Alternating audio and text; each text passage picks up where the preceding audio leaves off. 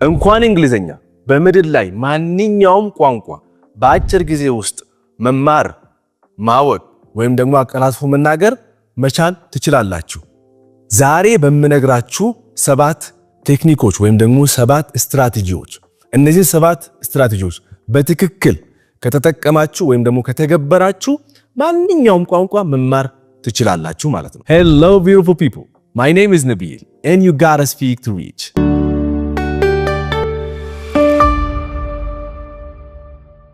ቀደም ብዬ እንደነገርኳችሁ እነዚህን 7 ስትራቴጂዎች በደንብ ከተገበራችሁ እርግጠኛ ሆኜ የምነግራችሁ ምክንያቱም ብዙ ሰው ይሄን ያልኩበት ምክንያቱም መሰላችሁ ብዙ ሰው ለማድረግ ይፈልጋል ፍላጎቱ አለው ግን ወደ ተግባር ሲመጣ ይሰንፍና ይተዋዋል።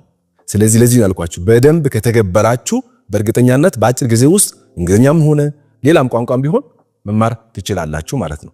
የመጀመሪያው ምናየው ስትራቴጂ learn the right words ይባላል። learn the right words ወይም ደግሞ ትክክለኛው ቃላት እወቁ ማለት ወይም ደግሞ ተማሩ ማለት ነው። ለምን መሰላችሁ ይሄን የተባለው? በጥናት የተደገፈ ነው።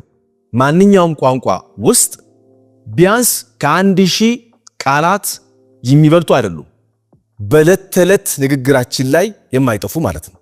በቃ ስለዚህ እነዚህን 1000 በደንብ ከያዝናቸው ወይም ደግሞ ከ1000 ባነሱ ቃላት ላይ ከያዝናቸው በዕለት ተዕለት ንግግር ምንድነው ማድረግ እንችላለን በማንኛውም ቋንቋ። አሁን እዚህ ጋር የምነግራችሁ ቃላት የማንንም ቋንቋ ሊሆን ይችላል። የእንግሊዘኛ፣ የፍራንሲኛ፣ የአማርኛ ወይም ደግሞ ምንም ቋንቋ ይሁን ማለት ነው። ስለዚህ እነዚህን ትኩረት ማድረግ ያለባችሁ የት ነው ማለት ነው?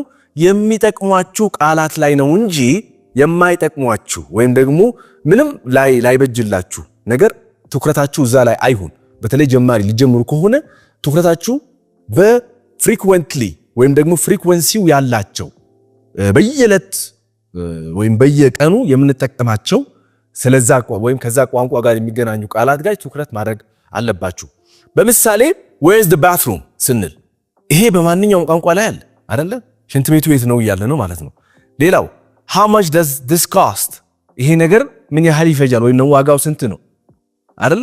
how much does this cost ሌላው can you help me እነዚህንም ምንድናቸው በቃ በየቀኑ ኦልሞስት የምንጠይቃቸው ወይም የምንጠቀማቸው ቃላትም ሐረጎችን እንበላቸው። ስለዚህ እነዚህን የሚጠቅሙን እንጂ ዝም ብለን ቃላት መደርደሩ አይደለም ዋናው ሐሳቡ። በየዕለት ህይወታችን የምንጠቀማቸው ቃላት ማከማቸት ይጠበቅብናል ወይም መማር ይኖርብናል። ሌላውን በኋላ ይመጣል። መጀመሪያ እንቻል የሚለውን ሐሳብ ያዙልኝ። ሌላኛው ሁለተኛው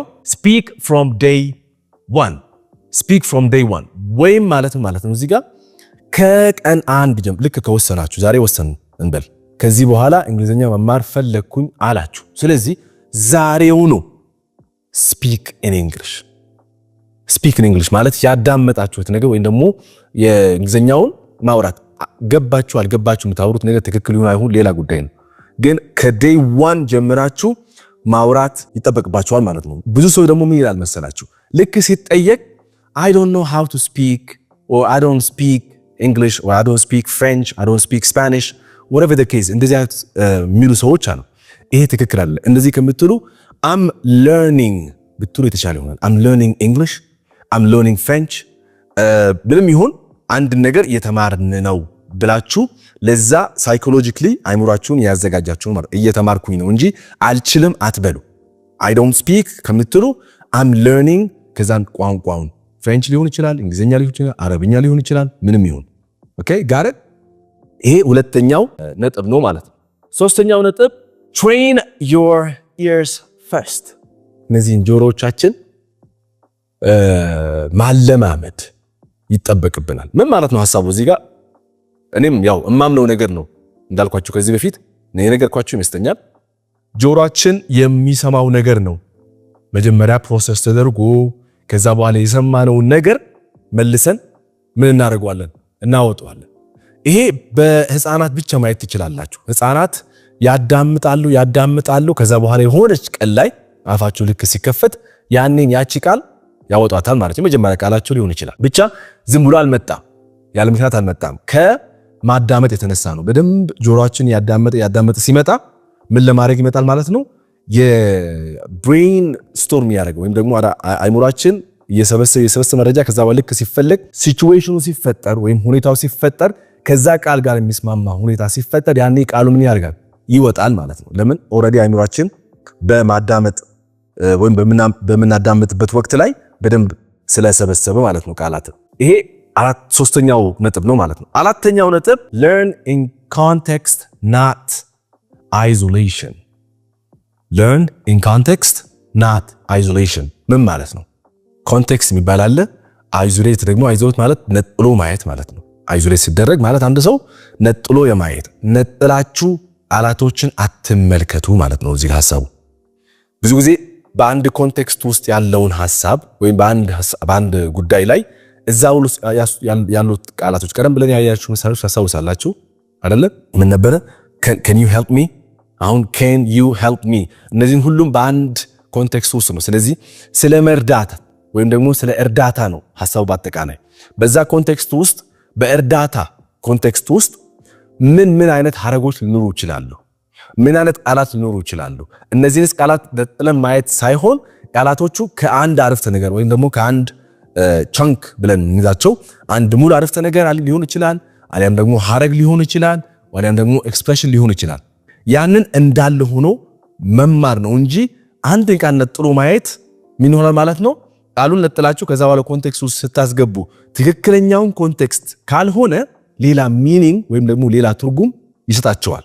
ከዛ በኋላ ምን ይሆናል ማለት ነው? የምታወሩት ነገር ከሁኔታው ጋር የማይመሳሰል ወይም የማይጣጣም ይሆናል። ስለዚህ ይሄንን በደንብ መረዳት አለባችሁ። ስለዚህ ስትማሩ በኮንቴክስት ተማሩ። በሁኔታ ባለው ሁኔታ ይሄን ቃል ከሁኔታ ጋር ይስማማል፣ ይሄን ሐረግ ከሁኔታው ጋር ይስማማል፣ ይሄ ኤክስፕሬሽን ከሁኔታው ጋር ይስማማል ብላችሁ ብትማሩ የተሻለ ይሆናል ማለት ነው። አምስተኛው ስትራቴጂ learn patterns not grammar.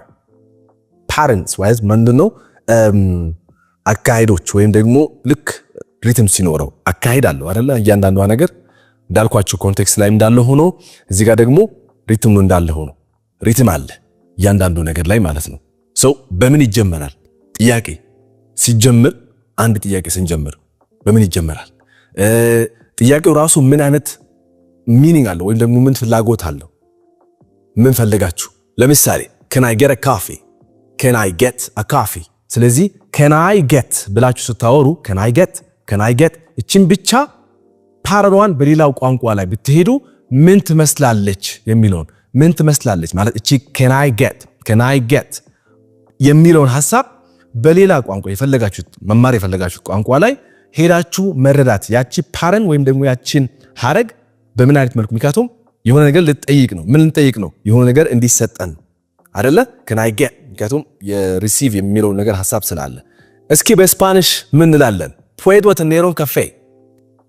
tener un café ይሄ can I get a coffee በስፓኒሽ ማለት ነው። በፍሬንች ሲሆንስ puis-je voir un café ይሄም ማለት ነው can I get a coffee ወይም ደግሞ ቡና ላገኝ ይችላልው እያለ ነው ማለት ነው በፍሬንሲኛ።